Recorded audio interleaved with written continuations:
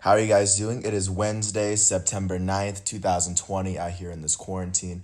I'm James Sims, and for this episode of The Elite, first I'm going to take you through playoff basketball yesterday, along with hockey, along with baseball that happened yesterday. I'm going to give you a look into what to look forward to today because today is Wednesday, and since tomorrow is my birthday and I don't plan on doing episodes for my birthday, I plan on giving the preview for the very first day of NFL football for week one. So without further ado, I'm going to jump into this for the first game, just to jump into yesterday's games on Tuesday, September 8th. So first, in the first basketball game, the first basketball playoff game of the day, the Miami Heat were able to beat the first seed, the top seed in Milwaukee Bucks, who had the best regular season in all of basketball. The Miami Heat beat them in 5 games with a 103-94 win today. And now with the Bucks being eliminated, there now 7 teams remain as the Miami Heat are the only team that have clinched a spot in the conference finals as of right now. For the Milwaukee Bucks, in their very, very last game, their elite power forward and current defensive player of the year, possible MVP, Giannis Antetokounmpo would not play as he was out with an ankle injury that he suffered in both games 3 and 4. For the Bucks in their very last game, Marvin Williams off the bench would finish with 11 points, 8 rebounds. He shot 5 for 10 from the field in 21 minutes. Out of their starters, their point guard Eric Bledsoe, who was named to the All NBA's second team All Defense, he finished with 9 points, 2 rebounds, 9 assists, 2 steals, and 2 blocks. He shot 2 for 12 from the field in 36 minutes, 1 for 4 from 3, and 4 for 6 from the line. Wesley Matthews, their shooting guard, would finish with 11 points, a rebound, an assist, and 2 steals in 29 minutes. Their center, Brook Lopez, who was also named to the NBA's second team All Defense. He finished with 15 points, 14 rebounds, and a block in 37 minutes. He shot 7 for 16 from the field. Additionally, Dante DiVincenzo out of Villanova would finish with 17 points, 4 rebounds, an assist, and a steal. He shot 5 for 9 from the field, 3 for 6 from 3 in 28 minutes. Their biggest performance would come from Chris Middleton, who would finish with 23 points, 7 rebounds, 6 assists. He finished with 6 turnovers and he fouled out the game. He shot 8 for 25 from the field in 42 minutes, 2 for 9 from 3, and he made 5 of his 6 free throw attempts.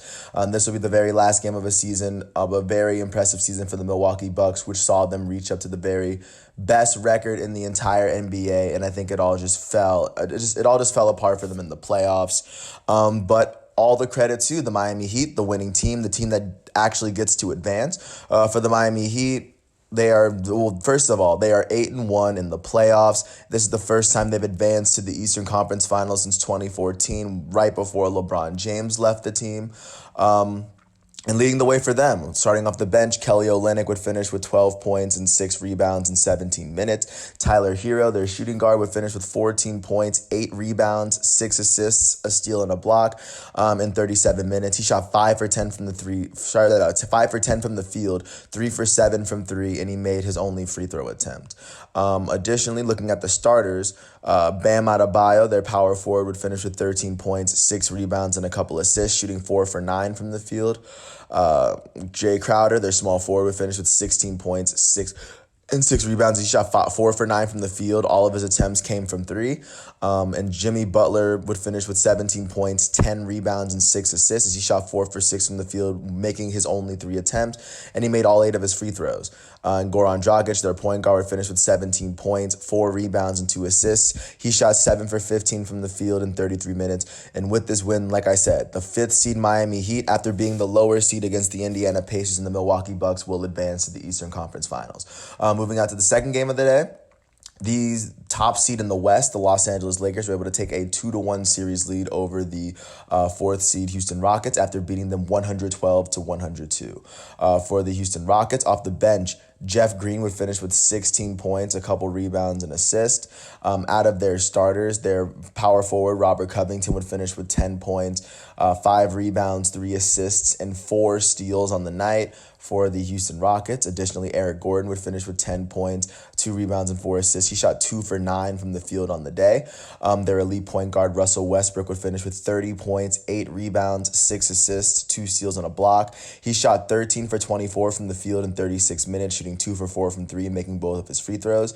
And the Houston Rockets elite shooting guard, James Harden, would finish with 33 points, 9 rebounds, 9 assists. He shot 11 for 23 from the field in 38 minutes. He shot 4 for 9 from 3 and made all 7 of his free throw attempts. But it wouldn't be enough. For the Los Angeles Lakers, it would mainly be 4 guys. Off the bench, Kyle Kuzma would finish with 14 points and 3 rebounds in 24 minutes. Rajon Rondo would come off the bench with 21 points, 2 rebounds, and 9 assists in 30 minutes for the Los Angeles Lakers off the bench, as he shot 8 for 11 from the field, 3 for 5 from 3, and he made both of his free throws. And out of the starters, for the Los Angeles Lakers, their elite power forward, Anthony Davis, would finish with 26 points, 15 rebounds, 6 assists, and a steal on the night. He shot 9 for 13 from the field and 8 for 11 from the free throw line. And of course, the Los Angeles GOAT level, possible greatest all-time player in the history of basketball, LeBron James, would first of all, he would finish with 36 points, 7 rebounds, 5 assists, a steal, and 4 blocks. He'd shoot 13 for 23 from the field in 38 minutes, 4 for 9 from 3, and he makes 6 of his 10 free throw attempts. Here's a crazy stat for you. LeBron James has the most career playoff wins in NBA history with this win tonight. So this is a pretty big win for him. Like I said, the Los Angeles Lakers will now take a 2-1 series lead over the Houston Rockets. I'm looking forward to what's going on today. At 6:40, the Toronto Raptors are going to take on the Boston Celtics for Game 6. Boston currently leads that series 3-2. The Los Angeles Clippers take on the Denver Nuggets at 9 o'clock, and that game's going to be on ESPN, as the Clippers currently lead that series 2-1 over the 3-seed Nuggets. And then looking forward to what's going on tomorrow.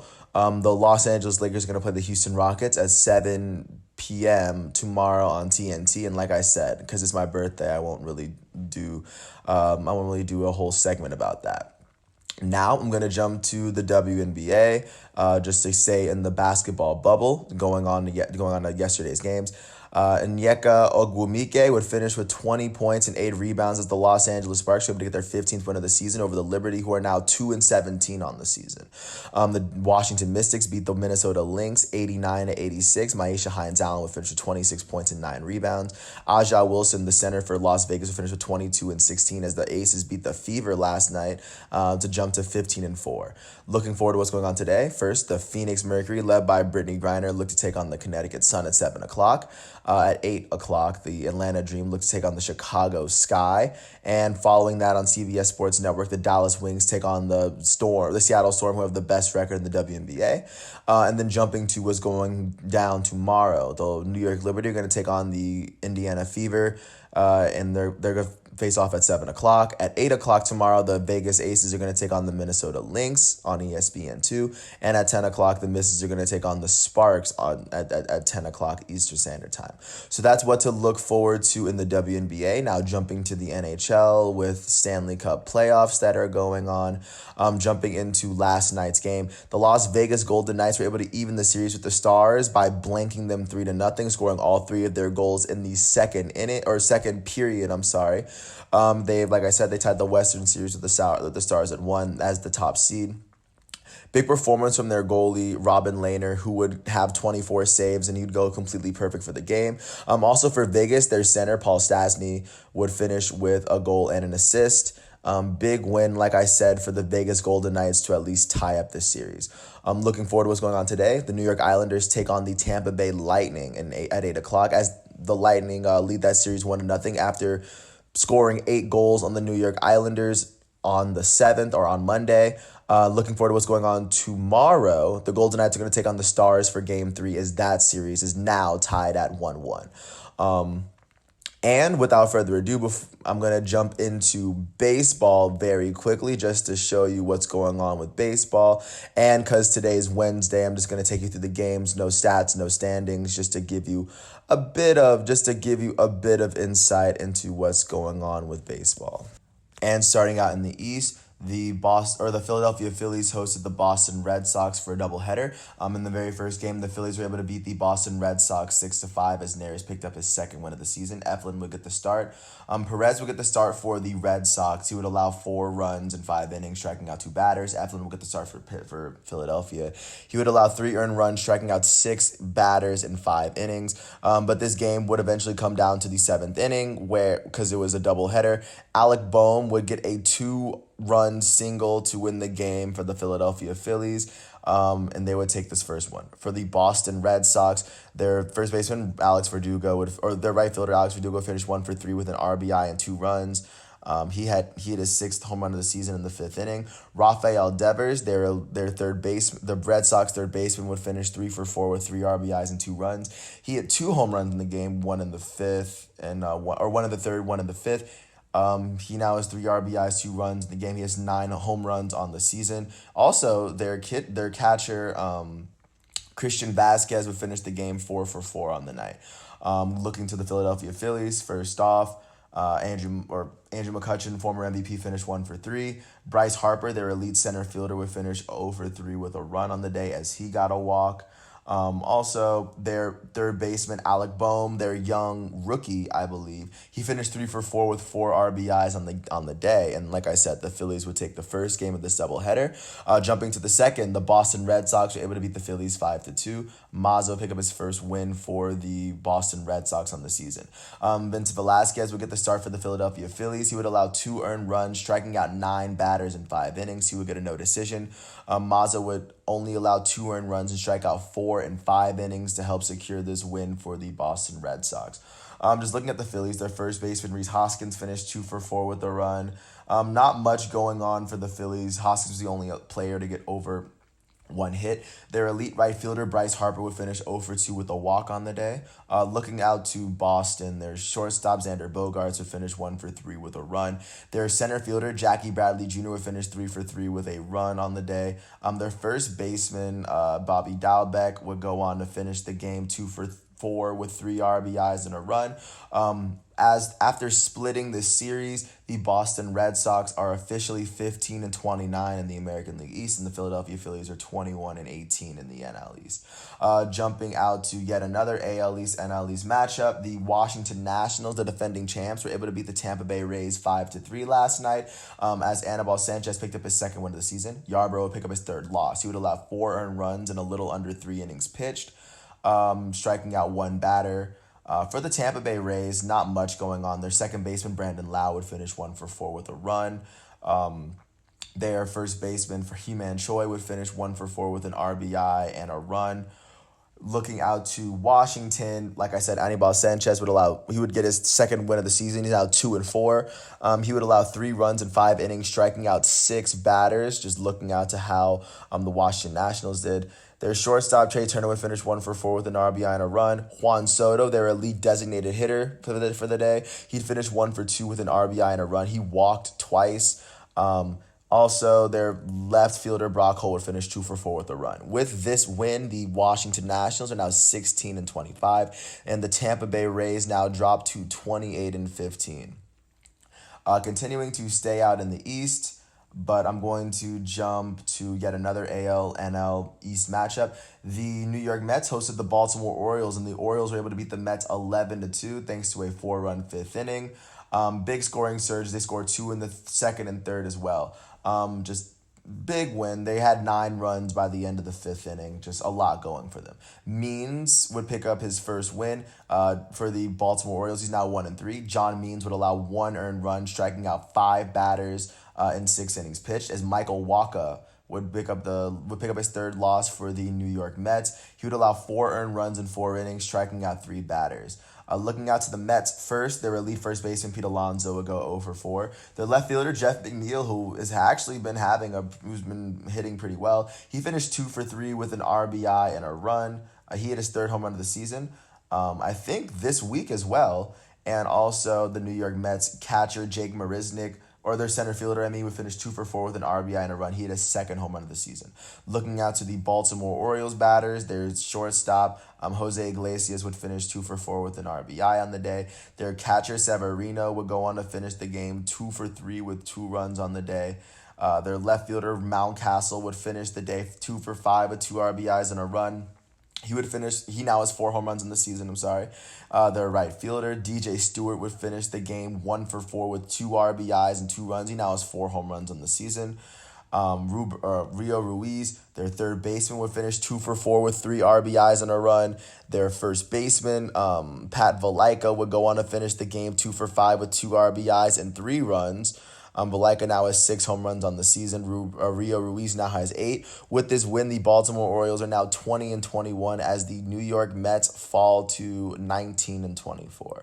Of course, now I'm going to jump out to the American League because there was a matchup going on there. The Toronto Blue Jays hosted the New York Yankees and beat them 2-1. And now the Yankees, after a crazy start, which saw them win 8 of their first 9 games of the season, they are now sitting at 500. But I'm going to get back into that in a second.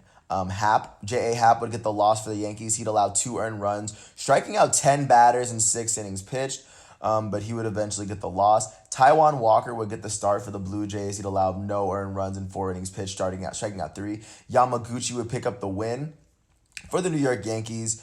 Just going down the roster, their first baseman, Luke Voit, who's been having a pretty good season, he finished 1 for 5 with a run on the day. Their only RBI would go to their left fielder, Tauchman, Mike Tauchman would finish the day 0 for 2 with an RBI. Looking at the Blue Jays, the only RBIs came from their right fielder, Jonathan Davis, who finished 1 for 3 with 2 RBIs and a run. He had his first home run of the season. With this win, the Toronto Blue Jays are 24-18 as the Yankees are now 21-21. And I'm going to jump out to the National League East, where the NL leading Atlanta Braves got shut out by the Miami Marlins last night behind Sixto Sanchez's second win of the season. Kyle Wright will pick up his 4th loss of the season for the Atlanta Braves, giving up 5 earned runs in 4 innings pitched, striking out 4. Sixto Sanchez would pick up his second win. He would allow no earned runs, striking out 6 batters in 6 innings. First, looking to the Atlanta Braves, their elite right fielder, Ronald Acuna Jr., would finish 0 for 4, striking out 3 times. The Atlanta Braves' elite first baseman, Freddie Freeman, would finish 2 for 4 on the day. Not much going. They had no RBIs, not much going. Looking at the Marlins, big game from their designated hitter, Gary Cooper, who would finish 2 for 5 with 3 RBIs and a run.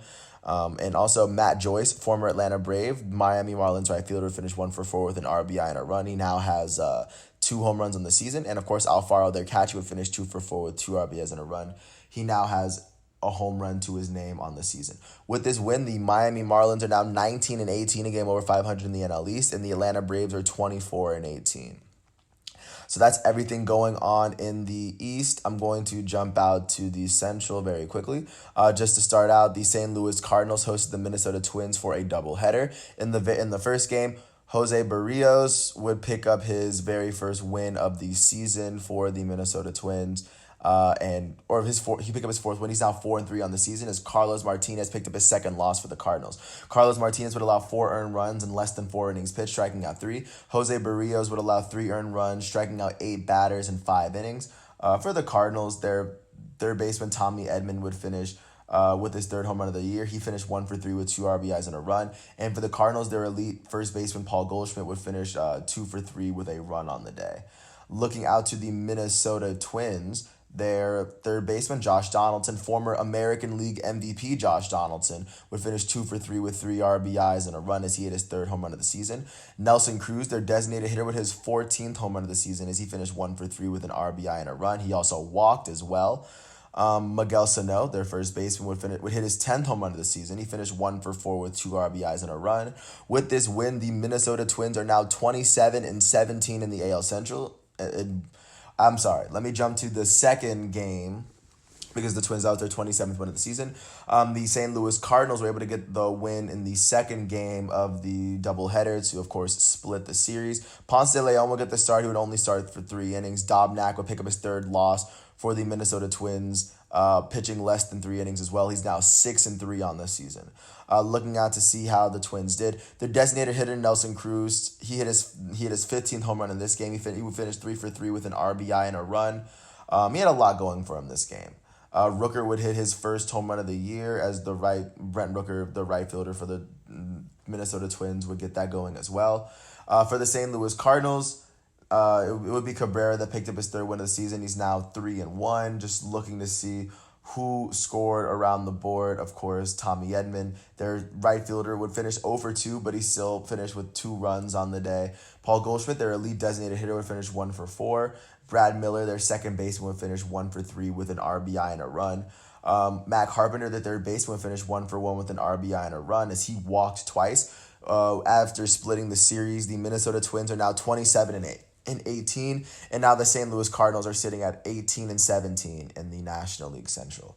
Of course, staying out in the Central, I'm going to jump out to the American League. The Cleveland Indians hosted the Kansas City Royals and lost. The Royals beat them 8-6. It was after the Royals scored 5 of their 8 runs in the last 3 innings. For Cleveland, McKenzie would get the start. Tristan McKenzie would allow 3 earned runs, striking out 7 batters in 5 innings pitched. Junis would get the start for Kansas City, allowing 5 earned runs. Neither pitcher would get the decision. Greg Holland would get the win for Kansas City. For Cleveland, their elite shortstop, Francisco Lindor, would finish 1 for 3 with 2 RBIs and a run. As he hit his 7th home run of the season. Carlos Santana, their first baseman, would finish 1 for 4 with 2 RBIs and a run. I mean, they had a lot going for them in this game. Looking out to Kansas City, their right fielder, Whit Merrifield, would finish 2 for 5 with 3 RBIs and 2 runs. He hit his 8th home run of the season in the 3rd inning. Also looking out, their designated hitter, Michael Franco, finished 1 for 4 with 2 RBIs. And, of course, their second baseman, Lopez, would finish 1 for 3 with 2 RBIs and a run. With this win, the Kansas City Royals are now 15-28 as the Indians fall to 26-16 in the American League Central. Looking out to the other game of the American League Central, the Pittsburgh Pirates were able to host the Chicago White Sox, and they beat them 5-4. Of course, in the last inning, off of a walk-off or off of a fielder's choice. Of course, Jason Martin would score to help give the Pirates the win. For the Chicago White Sox, it would be Cease that got the start. He gave up 2 earned runs in 5 innings pitched, striking out 2. Musgrove would get the start for the Pirates, allowing no earned runs in 4 innings pitched, striking out 5. For the Chicago White Sox, their shortstop, Tim Anderson, finished 2 for 5 with a run. Their third baseman, Yoan Moncada, would finish 2 for 5 with an RBI and a run. Their second baseman, Nick Madrigal, would also finish 2 for 3. For the Pittsburgh Pirates, Josh Bell, their first baseman, would finish 2 for 4 with a run. Their second baseman, Kevin Newman, would finish 2 for 4 with an RBI and a run. With this win, the Pittsburgh Pirates are now 14-26, and the Chicago White Sox are now 26-16. Also, going out to yet another AL-NL Central matchup, the Detroit Tigers hosted and beat the Milwaukee Brewers, they beat them 8-3. All 3 of the Milwaukee Brewers runs were scored in the 3rd inning. For the Milwaukee Brewers, it would be Hauser that got the start. Turnbull will get the win for the Detroit Tigers. He would pick up he's now 4-2 on the season. He would allow no earned runs on 6 innings pitched, striking out 3 batters. For Milwaukee, their first baseman, Jed Yorko, would finish 2 for 4 with an RBI and a run. Their elite left fielder, Christian Yelich, would finish 2 for 2 on the day, and he also walked. For Detroit, their first baseman, Jaime Candelario, would finish 2 for 4 with 4 RBIs and 2 runs. He now has 5 home runs on the season. And also their shortstop, Willie Castro, would finish 2 for 3 with an RBI. With this win, the Detroit Tigers are now 19-21 as the Milwaukee Brewers fall to 18-22 in the National League Central. Jumping out to a completely National League matchup, the Chicago Cubs hosted the Cincinnati Reds, and the Cubs were able to shut out the Reds 3-0. It would be Mills picking up the start and the win. And Maile would get the loss for the Reds. Maile would allow 3 earned runs in 7 inning pitch, striking out 7 batters, but he'd get the loss. Alec Mills would allow no earned runs, striking out 6 batters in 6 innings for the Chicago Cubs. For Cincinnati, the only hitter to get over 1 hit was their center fielder Shogo Akiyama, who finished 2 for 3 with a walk. For the Chicago Cubs, their elite third baseman Chris Bryant would go 0 for 3 with a run on the day. Their elite shortstop, Javier Baez, would finish 1 for 3 with an RBI. And their second baseman, David Bodie, would finish 1 for 3 with 2 RBIs on the day. With this win, the Chicago Cubs are now 25-18 in the National League Central, and the Cincinnati Reds now officially dropped to 18-24. Right now, I'm going to jump out to the West just to finish it all out. But to start, the Houston Astros hosted the Oakland Athletics for a doubleheader. In the very first game, Frankie Montas was able to get the best of Zach Greinke, giving Greinke his first loss of the season. Zach Greinke would allow 4 earned runs in 6 innings pitched, striking out 6 batters. Frankie Montas would allow 2 earned runs, striking out 4 batters in 5 innings. For the Houston Astros, their elite third baseman, Alex Bregman, who was just welcomed back into the lineup, finished 0 for 3 on the day. Their left fielder, Michael Brantley, would finish 3 for 3 with both of the Astros RBIs and a run. He had his 4th home run in the 5th inning for them. Those were his 2 RBIs. So, those were his 2 RBIs for the Houston Astros. For the Oakland A's, just to start off, their center fielder, Laureano, would finish 2 for 4 with an RBI and a run. Chris Davis would hit his 2nd home run for the Oakland A's. The designated hitter finished 2 for 3 with 2 RBIs and 2 runs. With this first win, that'll be the Oakland A's 25th win of the season. And jumping out to the second game of this doubleheader, the Astros were able to take game 2 of the series. So far, all of the doubleheaders have been split. Paredes would pick up the win for the Astros as Wendelken would pick up the loss for the Oakland A's. Because not both pitchers are relief pitchers. First, jumping to Oakland, their center fielder Laureano would finish 2 for 4 with a run on the day. Also, their first baseman Matt Olson would finish 1 for 4 with 3 RBIs and a run. He now has 11 home runs on the season. And also their shortstop Vimael Machin. Sorry if I butchered your name. He would go on to finish 3 for 3 with a run on the day. Big game for him.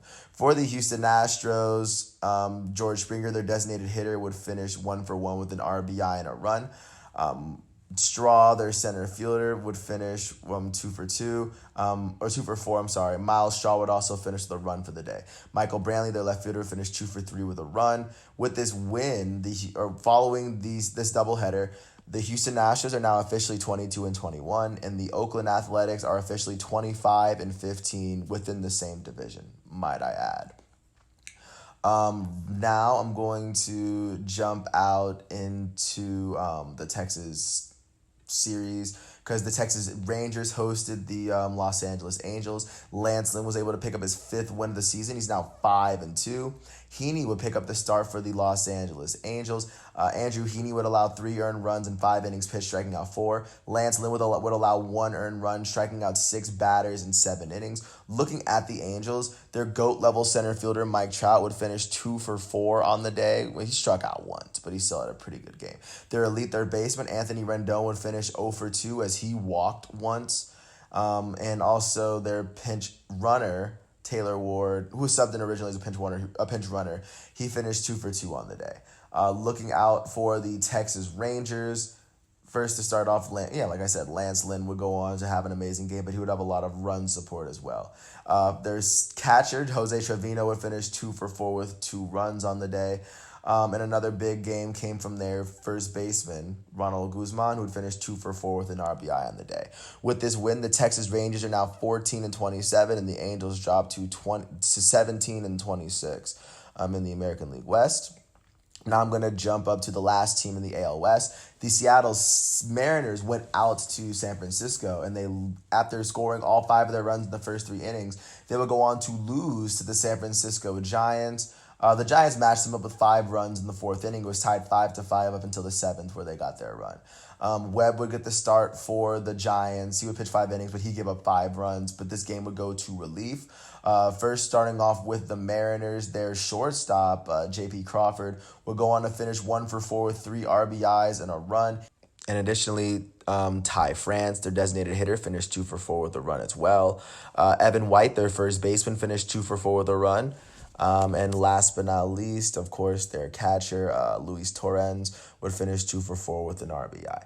Looking out to San Francisco, their left fielder, Alex Dickerson, would finish 1 for 3 with an RBI and a run. He hit his 8th home run of the season. Their second baseman, Donovan Solano, would finish 3 for 4 with 2 RBIs. Their first baseman, Brandon Belt, would finish 2 for 4 with 2 RBIs. Their center fielder, Mauricio Dubon, would finish 1 for 3 with 2 RBIs and a run on the day. Also, staying in the National League West, the San Diego Padres were able to drop 14 runs on the Colorado Rockies, 11 of them in the first 3 innings, 10 of them in the first two. Mike Clevenger would pick up his first win with the San Diego Padres, as first Gigi Gonzalez would pick up his first loss for the Colorado Rockies. He wouldn't even pit. He would only record one out. But Clevenger, on the other hand, he would only allow 4 earned runs in 5 innings pitched, striking out 8 batters on the way to do so. Just to start off, their elite third baseman Nolan Arenado would finish 2 for 3 with 3 RBIs and 2 runs. He was the only Rocky to hit a home run. He now has 8 on the season. And also their designated hitter Matt Kemp would finish 2 for 4 with an RBI. Looking out to San Diego, because of course they scored 4 runs. Trent Grisham, their center fielder, finished 1 for 2 with an RBI and 2 runs. Will Myers, their right fielder, would hit 2 home runs on the day. He finished 3 for 4 with 5 RBIs and 2 runs. He now has 11. He now has 11 home runs on the season, and also Austin Nola, the designated hitter for the San Diego Padres, finished 1 for 4 with 4 RBIs and 2 runs. He now has 7 home runs on the season. Additionally, with that said, Manny Machado, the San Diego Padres elite third baseman, would finish 3 for 3 with 2 RBIs and 2 runs. And the Padres elite shortstop Fernando Tatis Jr. would finish 0 for 2 with 2 runs and 2 walks. With this win, the San Diego Padres are 27-17. The Colorado Rockies are officially 20-22. And as of right now, in terms of the last game of the day, the Los Angeles Dodgers are sitting on their third out. I mean, right now, it is the middle of the 10th, and the Los Angeles Dodgers are currently leading the Arizona Diamondbacks 10-6. So I don't want to jump to any conclusions incredibly quickly, but I do believe the Dodgers might win this game. But first, looking at Arizona for how they've played. Arizona would score 5 runs in the 3rd inning, and they'd score again in the 6th, but it really wouldn't be the same. Their shortstop, Miguel Rojas, would finish 2 for 5 with a run on the day. Cole Calhoun right now is sitting at 1-2 with 2 RBIs and 2 runs.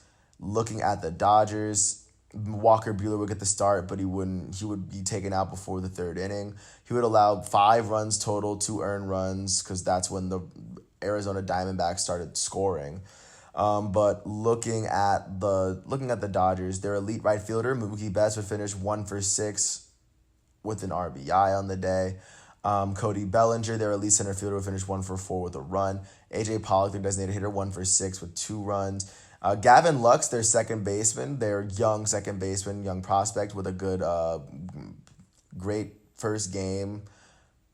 There's a great first game, you know what I'm saying? He finished 3 for 5 with 5 RBIs and 3 runs on the day, just to look out for what's going crazy. But Gavin Lux, he would hit a home run in the top of the 2nd inning to help get him to where he is. But he would also hit his second home run in the 10th, because that just happened. So Gavin Lux sitting on 2 home runs in quite possibly, I think, his debut. I think that's very impressive, and it sits on itself. But with this win, I believe the Los Angeles Dodgers, they will still hold the best record in the entire National League, in the entire Major League, in all of baseball.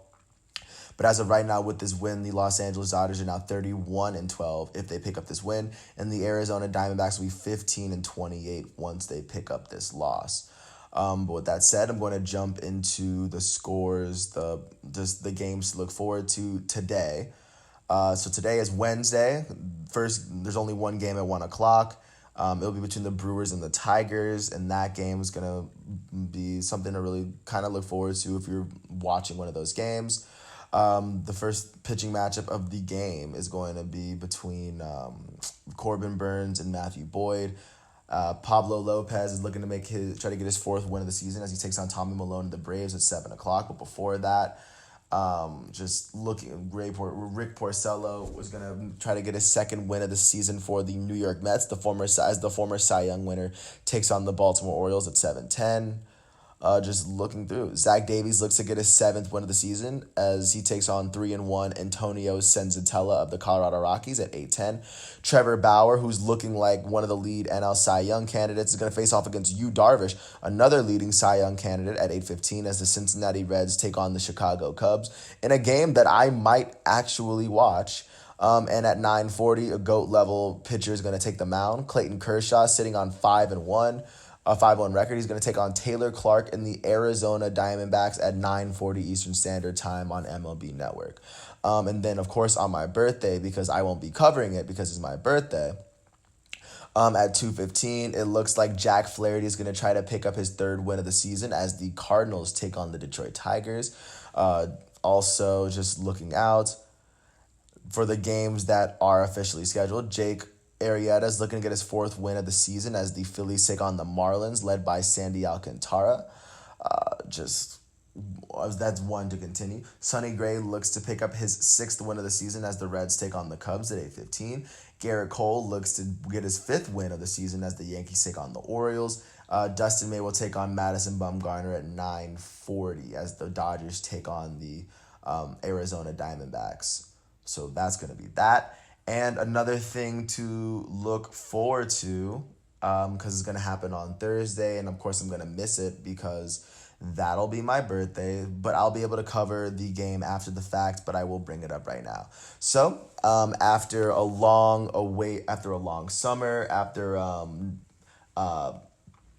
virtual 2020 NFL draft and training camps taking place and without a lack of a preseason, the very first game of the first week of the season will happen on Thursday, September 10th, my birthday. The defending champs Kansas City Chiefs will host the Houston Texans on NBC. I think they're gonna get their ring ceremony. They're gonna get the banner put up in the stadium. That's gonna be a big game to look forward to. I'm gonna watch that game because it's good football. A lot to look forward to, especially with new storylines. As DeAndre Hopkins has officially left Houston and leaving Deshaun Watson with no O-line and not very many options. Whereas on the Kansas City Chiefs, they're doing better than ever. And of course, players have opted out, but the main ones for the Chiefs are still there. Well, most of the main players for them. So I imagine the Chiefs are gonna make good work of the Houston Texans. But with that said, I think those are all the sports. And I really appreciate you for listening out yet again. It is Wednesday, September 9th, 2020. Once again, I am James Sims. This is The Elite. Thank you once again for hearing my piece. Peace out.